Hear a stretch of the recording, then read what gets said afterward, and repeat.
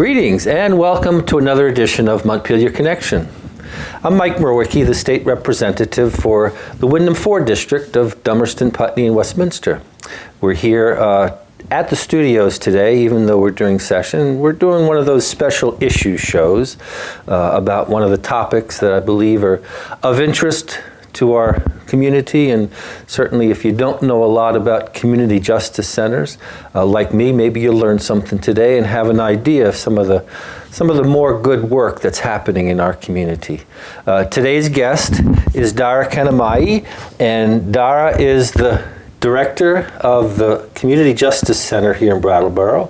Welcome. Thank you, Mike, and thank you for having me come. You bet. I appreciate the opportunity. Well, thanks for your work. And now you're one of how many justice centers in the state? There are now 20 justice centers around the state of Vermont. We were actually one of the first 4 or 5 that was founded, but the group has grown to 20 now. Yeah, and coming from that basic place of what is a community justice center? Hard to explain. We do a lot of different work around the concept of restorative justice. Restorative justice is something that's actually baked into the statutory framework of the law of Vermont. The idea is basically with restorative justice that when someone is harmed, a crime is committed, there's something that goes amiss or awry, what it is a rent in the social fabric of the community, a tear in that fabric. What restorative justice seeks to do is to repair that tear.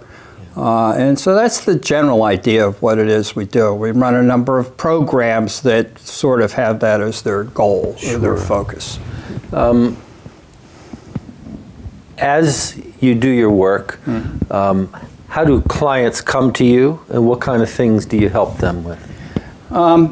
Clients come to us in a lot of different ways, and our 2 main programs that get funded through the state are restorative reparative panels, and the other program is called Circles of Support and Accountability, which we started about 8 years ago, maybe 9 years ago here in Brattleboro, and that deals with people returning to the community from prison after serving a sentence. So, on the reparative panels, how people come to us is, for the most part, through the court system. They would have had to plead guilty to some offense, a plea bargain made with the prosecutor, and their sentence essentially is that they do the reparative panel work. The reparative panel work itself is a meeting with a group of people from the community.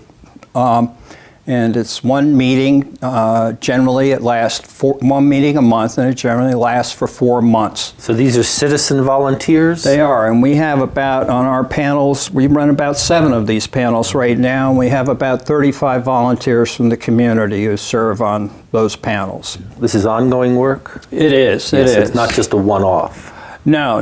The person who's referred to us, and I mentioned the court system referring, we also get referrals directly from the police department, the Brattleboro Police Department, sometimes from the state's attorney's office. Now, would this be pre-sentencing or?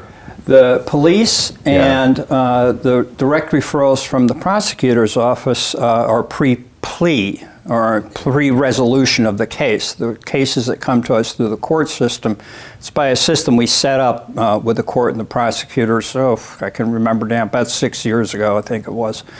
There is a guilty plea, and we are the sentence, basically. And these are usually minor crimes? Yeah, they're misdemeanors by and large. What does that mean, a misdemeanor? Well, the definition in Vermont law is basically any sentence under 2 years. So, for example, it could be a disorderly conduct, shoplifting,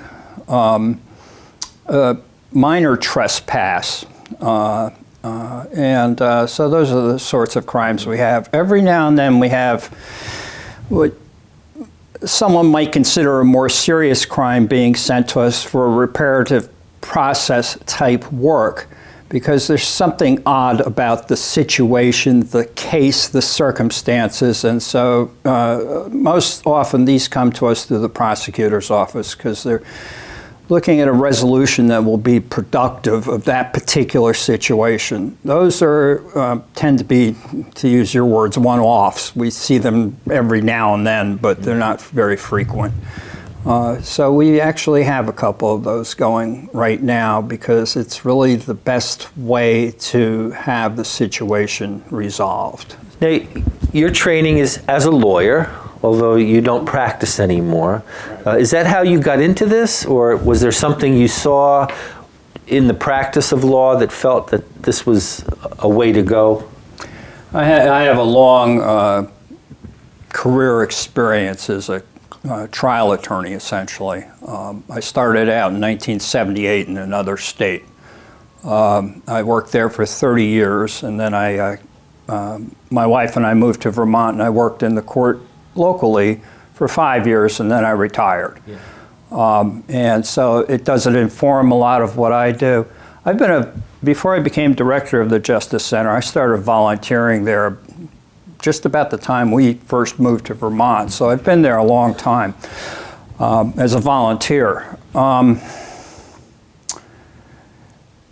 I used to stand up in court with people who would be there, for example, for a violation of probation, and they had lost their job or lost their house or lost their car, or couldn't make it to the rehab program that they were supposed to take part in, and they would be there facing a judge with a strong possibility that they might have to return to jail.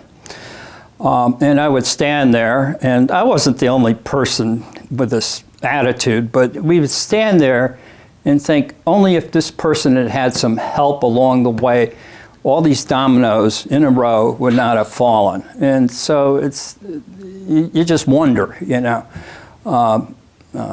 about the good that might come out of a situation like that. And so I started volunteering when we moved to Vermont, because Vermont is a leader in the United States in this concept of restorative justice. So. There's a lot of talk in Vermont and nationally that as a nation we jail the highest percentage of our citizens. Is this another way to look at maybe not everybody we incarcerate is best served, or maybe society isn't best served, and that there are other better options to help bring somebody back into being a productive member of our society? The answer to that's yes. So, I mean, you came at it a couple ways. You asked if the person is well served. Probably not, in most cases. And it's a matter of getting to know people and who they are, and you can see what's going on with them, what's needed, what's there to help.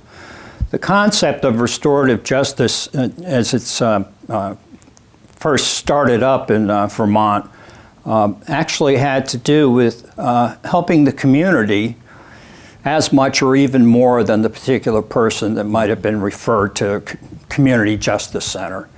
The idea is that there is some healing, some repair work that needs to be done for the community. And so to the extent that we can help the person that's referred to us, and it works, and it takes, to the extent that happens, the community benefits.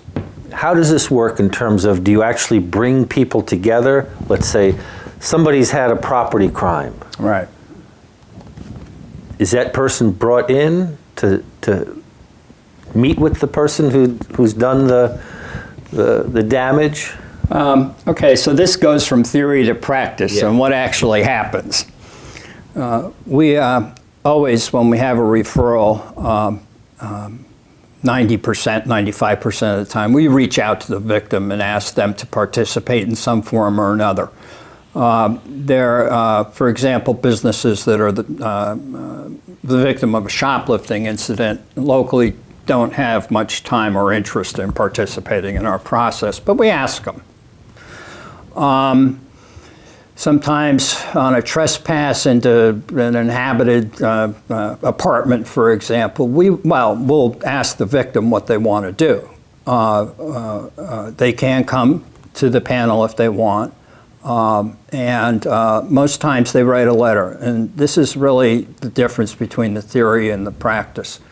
We would like to have more people who have been affected negatively by the situation participate, because when that happens, it's actually a wonderful thing to watch. When it works, it's just beautiful. Does it really bring it home for the person who committed the crime? It does, and it gives some peace and relief to the person who was affected by it. And it's, as I said, it's a wonderful thing to see happen when it works. So the practice is the percentage of people who've been affected by adverse conduct who are willing to participate is actually fairly low. We wish it would be more. It is what it is. I mean, you go along for a period of years, and it is what it is. We try our best to bring those folks in and give them what they need. A lot of times, what we'll get from a person affected by the conduct is a letter from them explaining their reaction, their feelings about what happened. So. Yeah. Is this similar to the diversion programs they have for youth then? When you mentioned this is before the plea, before the sentencing? Generally similar. The diversion program is a matter of historical accident more than anything else, is with youth services in Windham County. It's not with our organization. If you go to community justice centers in other parts of the state, such as Bennington, you'll see that the Bennington Community Justice Center runs that diversion program in that area. I actually have served on diversion boards at the youth services. It's been years since I did that, but the referrals to youth services to that diversion program tend to be pre-plea.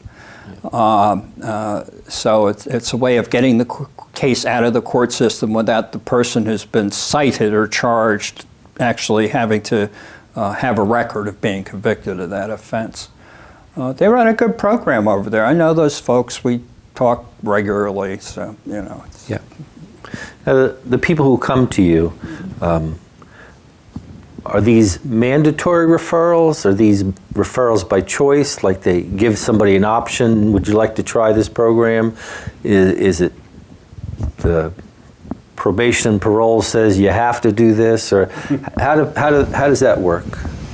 Well, again, we're talking about the reparative programs in general. And it's mandatory in the sense that when a person receives a citation from a police officer, they go to court, or an agent, parole or probation agent, or a state trooper. They go to court, and the state's attorney's office is offering them a plea bargain at their first appearance in court, the arraignment.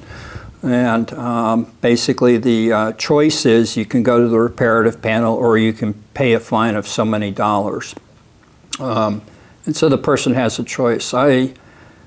We go over to court regularly every arraignment day, which is mostly every Tuesday morning of the week, and we'll be referred 2, maybe 3 people. Not everyone accepts our program, but some people do. And as I said, we actually are actively running 7 panels with about 30, 35 volunteers right now, so we keep busy enough. Mm-hmm. We keep busy enough. Yeah. So you go to the courts to try and connect when somebody is being arraigned? Yeah, I do. And then do you talk to the prosecutor, to the judge, to the... I talk to the person who's referred. The prosecutor's office actually sends me a list of the people they're going to refer a day or 2 ahead of time, and so we know. And sometimes something different happens, we get one added on, or that's part of going to court. Does this have to be approved by the judge? Or is this in addition to what the judge? It's approved by the judge in the sense that it's basically a plea bargain with a sentence. Okay. So the court has to make sure all the T's are crossed and the I's are dotted and everything's done legally. Yeah. But, So going back to the practical application, without using names or specific identifying information, because I know in a small town, it doesn't take much information before you can say, hey, I know that person, and we don't want to do that. how true that is. But can you create an amalgam, perhaps, of a person has committed a crime, been apprehended by the police, and what happens next, and through to where they go through your program and they're ready for the next step in their life? Can you give us a little scenario of how that works? Okay, I'm trying to think of one recently. It was a group of younger people, actually, who got into a fight on Facebook. Oh, and no kidding! It escalated. I mean, it started on Facebook and then escalated to real. Right. Okay. Who's doing with whose boyfriend or whose girlfriend, and there were some sore feelings there, and some. Private property got destroyed, and the person whose private property got destroyed then went into the apartment, which he at one time had access to. The person that destroyed it and threw some stuff around, destroyed some. The monetary damage was probably minimal, but it was the idea of what was going on. So they were trespassing? Yes, it was a trespass, and I don't remember if there was a destruction of property charge, but it was a trespass charge, essentially. So that person gets a citation, that person goes to court, that person is given the option of coming to us as their sentence to do a reparative panel, and we met with them. I believe that was a 4-meeting process, the usual process. So you met with them individually or with the board? With the panel of people from the community, and I'm trying to remember, and the one particular I'm thinking of, there were 4 people from the community, I believe, on that panel. And we have a program coordinator who does a wonderful job pulling all this together. There are logistics involved in it. And she usually takes notes at these things, and I'll take notes once or twice a month on 1 or 2 of the panels. So we're there if need be for any reason, but basically we're stenographers. So does somebody facilitate this meeting, or? The people who serve on our panels, the community members, actually receive a training. Oh, okay. And it's 2 evenings and then another maybe 2-3 hour training after that on certain rules of the Department of Corrections. So everyone comes prepared with a framework of how this works. And I haven't really told you the framework, but we haven't gotten into that. But in any event, it's a matter of experience. Some of our panels have people who have been sitting on them for 5, 7, 8 years, and they are good at what they do. So they know how to handle it.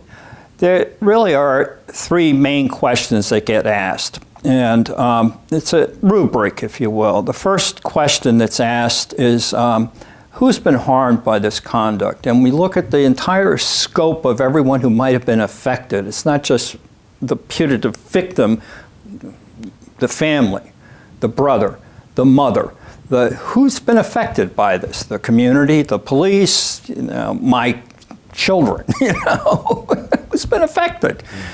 The second question that's asked is, well, how have they been affected? And so we try to focus in on what the actual effect or harm was for that particular person or little group of people. And then the third question is, well, how do you fix this? Basically, the question is posed as, how do you make amends for what happened? But really what we're looking at is, okay, we got this situation, how are you going to fix it? what needs to be done here to make it right. Do the answers come from the individual who's... It's a conversation. Yeah, okay. The person comes in the first time, and they've been through the court system, and they have a frame of mind that they're still involved in an adversarial process, which is what the court is. What we try to be is a transformative process, and the transformation is for the person to accept responsibility for what has happened, whatever their part of what that is that happened is. Recognize what it is, honestly, and take responsibility for what. And so, how do you take that responsibility? And so the person comes in for the first meeting, and they tend to be closed and not very trusting. But what happens over the course of the next 2-3 meetings is everyone relaxes. It's really amazing to watch it happen when it works. People walk out of there with a connection with at least 4 other people in our community, and having made right to the best extent that they can the bad thing that might have happened. And it's actually it's a wonderful thing to see happen. Now, this is with the panel or the COSA, or both? That's with the panel. Yeah. The COSA works a little differently. Yeah, so the COSA is Circles of Support and Accountability. Accountability, right. Yeah. And this is for people who are released from prison, who are coming back to our community. They are, it's a very difficult transition for a lot of people to make. They're usually, well, they always are on supervision from parole and probation, so it's either furlough or parole of some form. But what we do with them is we set up a meeting once a week with them. Theoretically, it lasts a year. Some are shorter and some are much longer. We've actually run them for much longer times. Once a week we meet. We can do other things with them. We can go out for a meal. We've had people community members who are part of this circle of support and accountability who actually have worked outside of the circle with people, gotten them work, given them work. So it's trying to bring the person back into the community is what it is, basically. And so there's a good understanding of this benefits the community. The slogan of the program generally, and this originally started, we got this from a group of Mennonites in Ottawa, Canada, actually, and they were running something similar to this. And so we adopted it in Vermont. But the benefit to the community is the person safely gets reintegrated, and the slogan basically is no more victims. And so getting a person settled tends to reduce the risk of any recidivism. There have been studies done, different categories of offenses, actually. And the recidivism reduction in some of those categories is as much as 70%. It's huge. It's absolutely huge.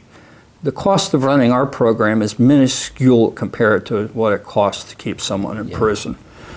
And again, we mostly run on volunteers. So, one of the reasons these issues have come before us is what got people's attention was the lock 'em all up mentality. Right.